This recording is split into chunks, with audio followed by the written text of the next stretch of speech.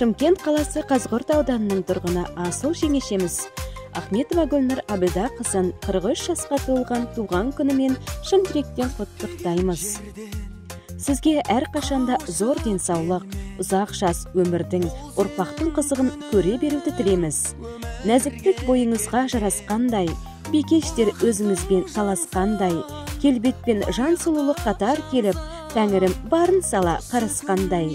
Жанары төге тұғын ерекше нұр, жеңгейге арналады бөлекше жыр. Бүгінгі туған күнің құтты болсын, құлпырып шыға келші белеске бір. Жыл сайын қуанышқа бөленіңіз, бақытқа отбасылық кенеліңіз, жұмыста еңбегіңіз бағаланып, шаттыққа, қуанышқа кенеліңіз деген ізгі тілектермен қайнысы Бақытжан келіні Ақмарал шын жүректен құттықтайды.